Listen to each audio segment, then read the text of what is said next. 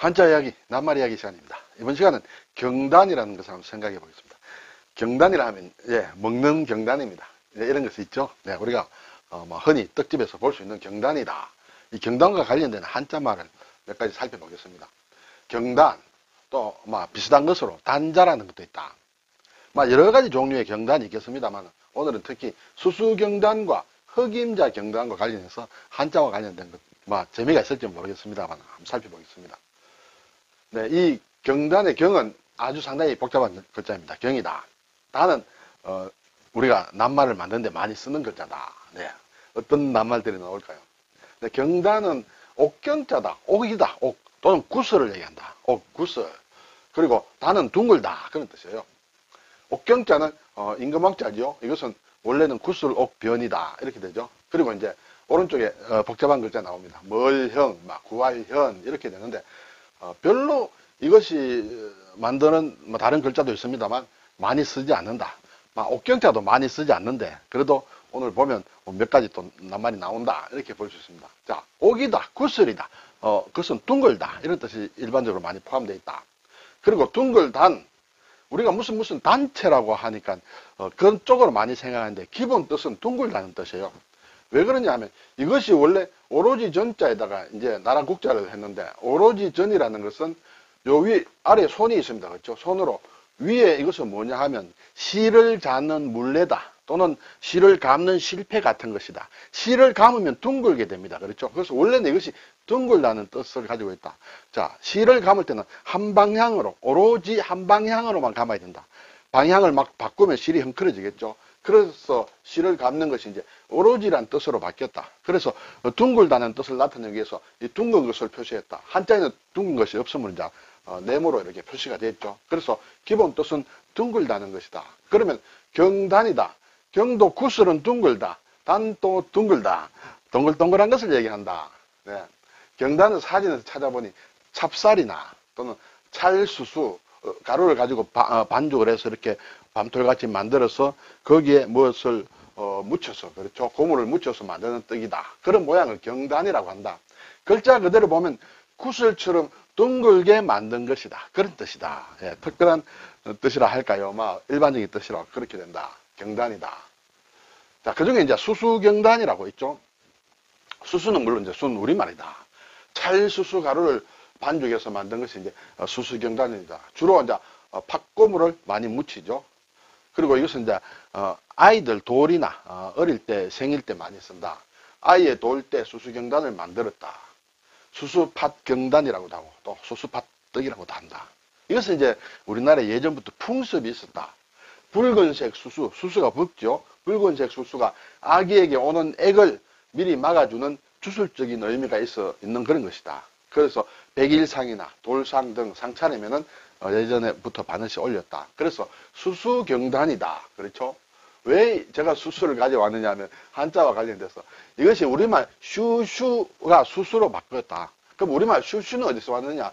중국말 촉서에서 왔다. 촉서. 이 촉서의 발음이 슈슈와 닮은 꼴이다. 이렇게 되죠. 그래서 현대 국어 수수의 옛말인 슈슈는 17세기 문헌부터 나타나는데 중국어 촉서의 를 가지고 온 것이 수수다. 이렇게 되죠. 이렇게 되면 이제 옥수수가 생각나죠. 옥수수는 구슬옥자 쓴다. 구슬옥은 둥글다. 그렇죠. 그래서 촉서가 옥수수로 바뀌었다. 이것은 이제 다른 말로는 강냉이라고도 한다. 강냉이는 사투리가 아니라 강냉이도 표준말, 옥수수도 표준말이다. 둘 다 쓴다. 다른 또 한자 말로는 옥고량이라고도 한다. 그렇죠. 고량이 이제 수수다. 이런 뜻이죠. 고량주, 수수로 만든 수를 고량주라고 하죠. 이제 흑임자 경단. 저도 생각하면 이렇게 흑임자라는 것은 가끔 생각납니다. 경단 같은 데 보면. 흑임자라는 것은 한의에서 검은 깨, 그렇죠. 흑자가 검은 깨다, 검다는 뜻이다. 깨가 이제 임자다. 검은 깨를 한 방에 해서 흑임자라고 한다. 영양을 돕고 대변을 부드럽게 한다. 이렇게 보니까 임자 하니까 생각나는 게 있었어요. 임자는 일단은 들깨라고 볼 수 있습니다. 들깨. 그리고 참깨는 진임이다. 이렇게 돼 있어요. 그래서 흑임자에 임자 하니까 임자도가 생각이 났어요. 임자도. 그렇죠? 전라도 전남 신안군 임자면이다. 왜 이렇게 임자도, 임자면, 임자도죠. 왜 이렇게 했느냐 하면 예전부터 여기에 깨가 많이 생산이 되었다. 지금은 어떤지 모르겠습니다만. 그래서 임자라고 불렀다는 것이고. 그래서, 그러면 신화는 뭐냐 보니까 신화는 무안에서 떨어져 나왔다. 예전에는 무안에 속했는데 1969년에 무안군에서 분리가 돼서 신안군이 됐다. 그래서 여기 신화는 새로운 무안이다. 새로운 무안이다. 아마 그런 뜻이에요. 그래서, 그럼 무안은 뭐냐? 무안은 또, 나름대로 또 의미가 있습니다만, 여기는 힘쓸 무자를 쓴다. 이렇게 되겠어요. 자, 이 이제 경단은 또 단자와 비슷하게 또 쓰인다. 단자. 단자는 찹쌀가루를 만들었다. 그렇죠. 앞에 경단은 찹쌀가루 또는 찰수수가루를 가지고 만드는데, 일단 단자는 보니까 찹쌀가루다. 왜냐하면 이 자자가 인절미 자자인데, 그렇죠. 인절미가 떡을 만들 때 이제 찹쌀로 하죠. 그래서인지 몰라도 단자는 찹쌀가루를 반죽해서 삶아 깬 뒤에 밤이나 팥이나 대추 등에 소를 넣고 둥글게 빚어 겉에 꿀을 발라 고무를 묻힌 것이다. 그것이 단자다. 그래서 인절미 자자를 쓰기도 하고, 그렇죠. 일종의 찹쌀떡이다. 막 그렇게 볼 수 있겠죠. 그리고 아들 자자를 써서도 단자라고도 한다. 이렇게 되어 있어요. 이 단자를 일본에서는 또 이렇게 씁니다. 이 단자를 일본 신자체는 이렇게 쓰죠. 우리가 일상에서도 많이 씁니다만, 이것은 이제 당고라고도 부른다. 당고. 그렇죠. 일본식 말하자면 경단이다. 이렇게 되죠. 당고. 보통 이렇게 이제 많이 생겼습니다. 그렇죠. 이것과 경단, 단자와 조금 관련되는 그런 낱말이면서 그런 음식이다. 이렇게 볼 수 있습니다. 경자가 들어가는 것이 많지 않습니다만, 우리가 쓰는 경옥고라는 것이 있죠. 한방에서 나오는 동의보감에서 이렇게 처음으로 처방된 막 그런 것이 있다.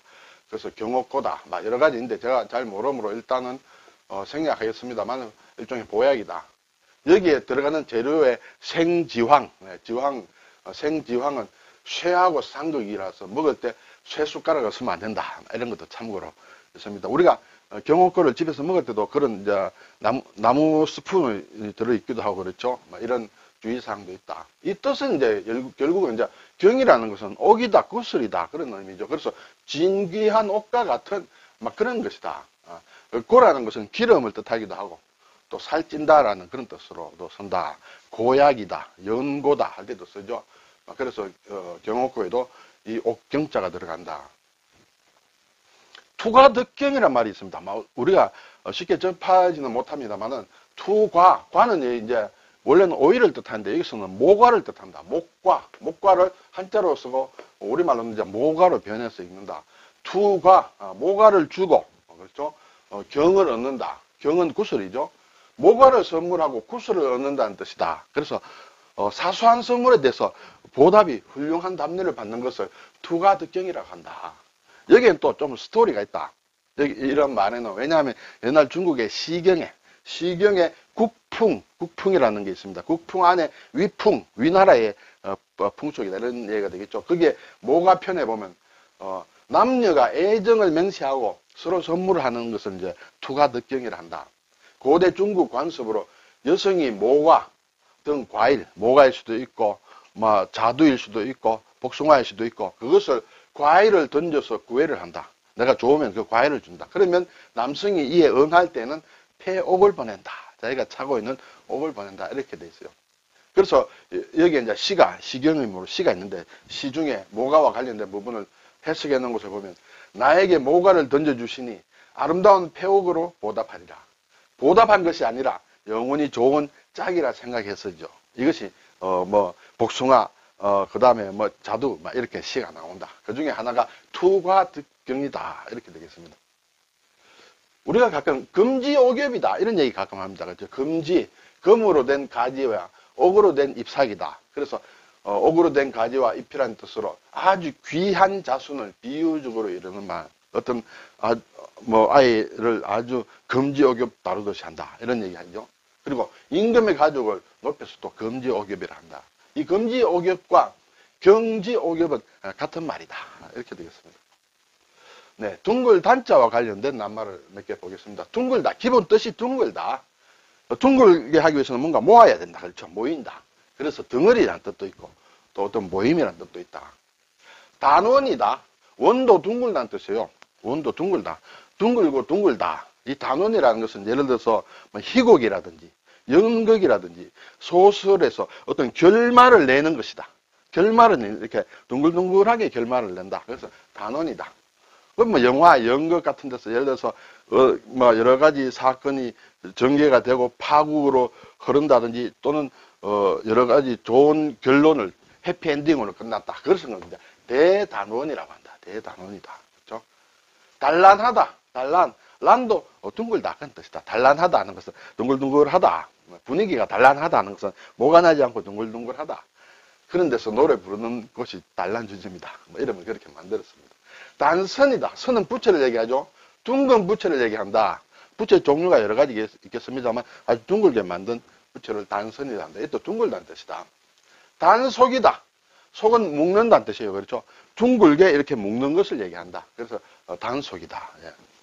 단합이다. 단합이라는 것은 하나의 덩어리가 되어서 하나로 뭉쳐서 서로 합하는 것을 단합이라고 한다.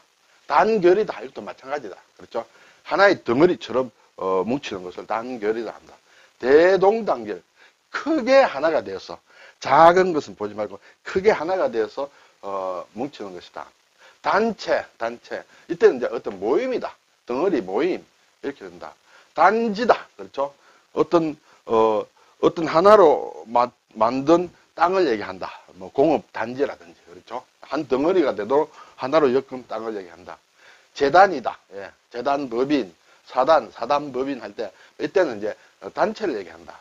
사단, 군대 사단장, 여단장 할 때, 이러한, 하나의 단체다. 그래서, 이 둥글다는, 기본은 둥글이지만은, 둥글다는 것이지만, 모인다, 덩어리, 모임, 이런 의미로 쓰인다. 네, 한중일한테 보면 경단은, 중국에서는 경단으로 쓴다. 근데 중국에는 옥경자를 이렇게 간체자로 바뀌었다. 네, 단자도 이렇게 바뀌었다. 일본에서는 경단이란 말은 아마 거의 쓰지 않는 것 같습니다. 앞에서 말씀드린 대로 당고라는 말을 쓴다. 이 단자가 신자체로는 마디촌으로 됐죠. 간체자에는 제자 비슷하게 이렇게 글자가 만들어졌다. 이렇게 되겠습니다. 오늘 경단, 먹는 경단에 대해서 한번 살펴보았습니다. 감사합니다.